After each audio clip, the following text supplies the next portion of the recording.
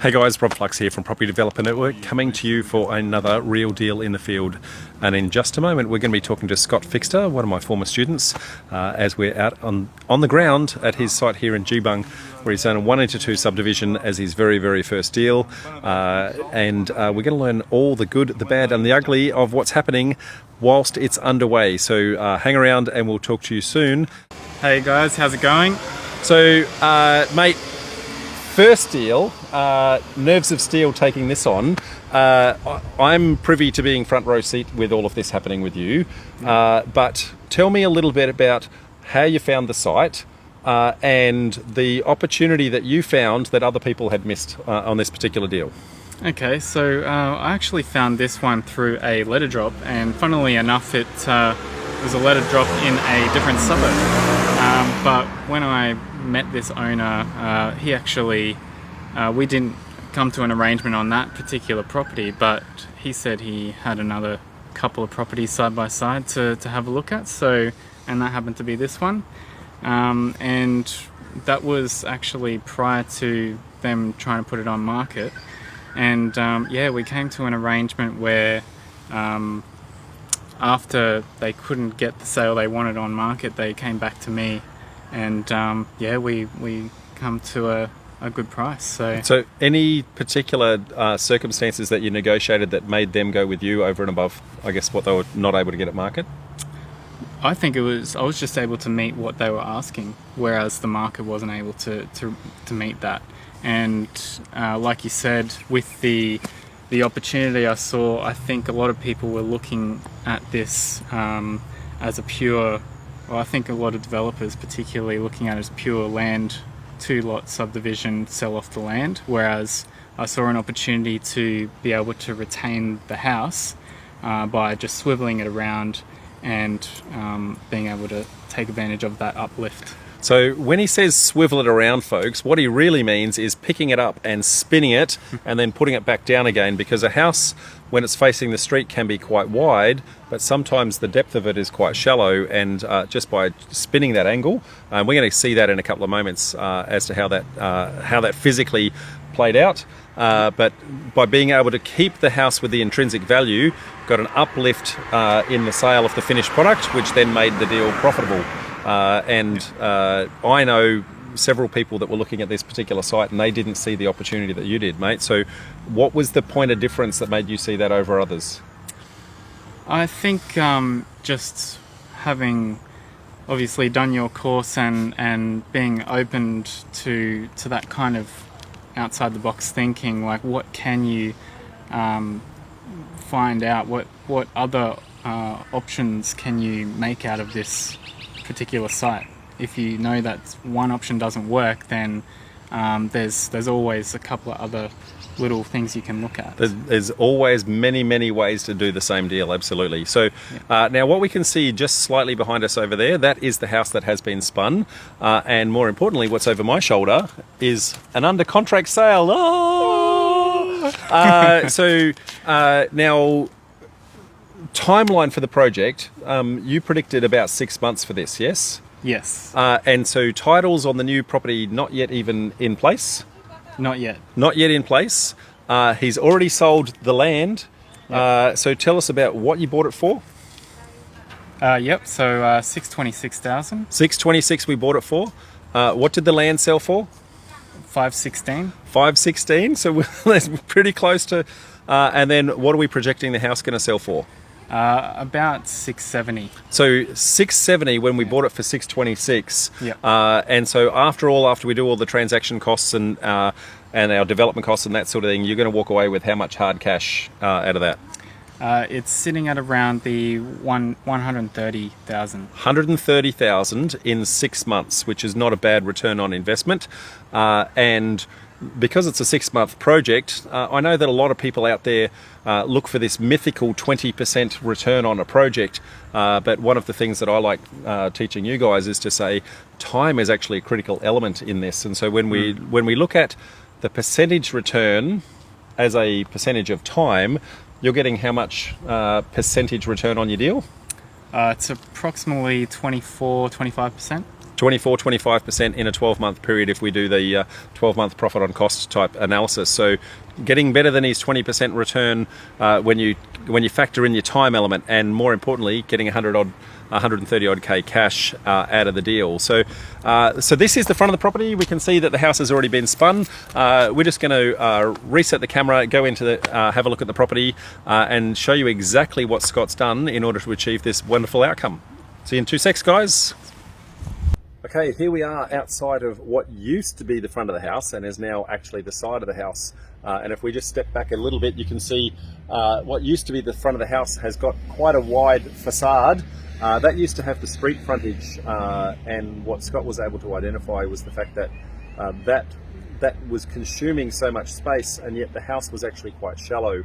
By picking it up and spinning it around, presenting the shallow face to the street, it then enabled all that street frontage to be revealed, thus unlocking the vacant block of land that sat dormant lying beside it. So, mate, yes. Firstly, what was the mechanism that helped you identify that you could actually do that? So when you did your site analysis, you had a look at the site. How did you determine that you could actually spin it? I was pretty much looking from an aerial perspective and just doing a couple of measurements from there just to see if it would fit on a more narrow block and get the setbacks as well. Fortunately, we had a large frontage, so we were able to manipulate a bit of the lot sizes anyway. We could manipulate the boundaries where we needed. So yeah, it was pretty much in that site analysis where I was able to check from an aerial view for that. And it was the difference between being able to keep the house was the difference between profit and not profit on this site, because as you touched on earlier, everyone else was looking at it and were thinking of knocking the house down, but that intrinsic value. So let's talk about how do we unlock that intrinsic value. What was it that I guess from a process and also a cost perspective. So process wise, getting the pre-approvals, what's the mechanism there for everyone? The pre-approvals to be able to shift the house was pretty much making sure the electricity was disconnected, other services as well, and having a temporary site fence in place, erosion control, and building approval. So that allowed us to get the partial demolition works done, disconnect the services, and shift the house after that. Very good, and that's the pre-work, and then the actual work to get done didn't take long at all. So how long did it take for those services and I guess prepping the house for the move? How long did that actually take? So that pretty much took about half a day, and then the second half of the day was propping it up and being able to put the truck underneath. So when he says propping it up, what he means is, and it's quite a prehistoric process for anyone who's not seen it before, but they get a couple of car bottle jacks and they stick it underneath, those little bottle jacks like that, and you pull on the lever like that and it goes up. It only goes up 4 or 5 inches, and they slot a block of wood under, and then they pull the bottle jack out and they put it on top, and they do it again over and over until they can get it high enough to get the truck under. And then day 2, they use the truck to wiggle around, so and then put the stumps underneath it. So 2 days, folks, to move a house from one position to another and unlock a whole bunch of value. How much did it actually cost to move the house, mate? For the actual shift, it was $28,000. $28,000, and that was that $28,000 won't appear like a cost, but it was actually the secret sauce in unlocking the profit in this particular deal. So sometimes spending money can actually make you money. Now, for those of you who are interstate, so we're based here in Queensland, we move houses quite a lot here, so it's pretty commonplace. Now, this is deal number 1, but you've got a couple of other deals, I guess, in the pipeline. But you've announced you're going pro, mate. So you've pulled the pin on work. Yep. So tell everybody about what it took for you to make that kind of decision this early in the piece. I think it was a lot of it was to do with the confidence in myself to be able to do this full time, with the knowledge behind me after doing Rob's course, and as well as being able to secure this one and know that I'm getting a decent profit out of it, and that it's pretty much equivalent to 2 years worth of work, after tax and everything. So to me, that was a really big decision point, and was able to get me across the line on when to do it. So a few months ago, I sat down with my wife and I was able to make that decision based on how successful this project has gone, and knowing that doing this full time we'll be able to focus entirely on finding opportunities like this one, and just be able to profit from that and use that as our work from now. Yeah, awesome. And which means that you've branded a new company and that sort of thing. So you're going out. So what's your new company name and what's the meaning behind that? Sierra and Fox. So the meaning behind it is actually the phonetic alphabet of our initials. So my name and my wife's name, Scott and Fernanda, Sierra, Foxtrot. And we just kind of played with that a little bit. So there we go. Sounds nice, and has meaning and substance behind it. So that's fantastic, mate. So, mate, I have to say that I am super proud of you as an individual and seeing how far that you have come on your journey.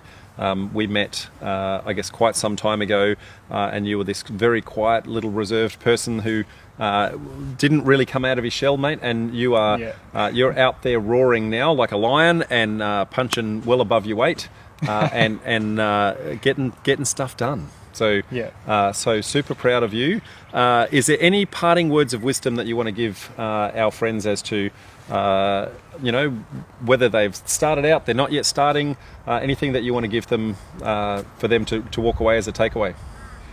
I think just knowing that there are things that are possible to do, even if you don't think they are, just try and find the answers, because if you can see that other people are doing these, especially with little or no money, which is what we did, it's absolutely possible. And once you open up that in your mind, it open up so many more opportunities. So I'd say that would be it. Yeah. Mate, you just touched on a really good point just as we were signing off. Little or no money.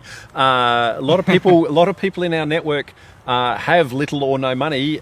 So in your particular circumstance, how did you get this deal across the line when you didn't have much money sitting behind you?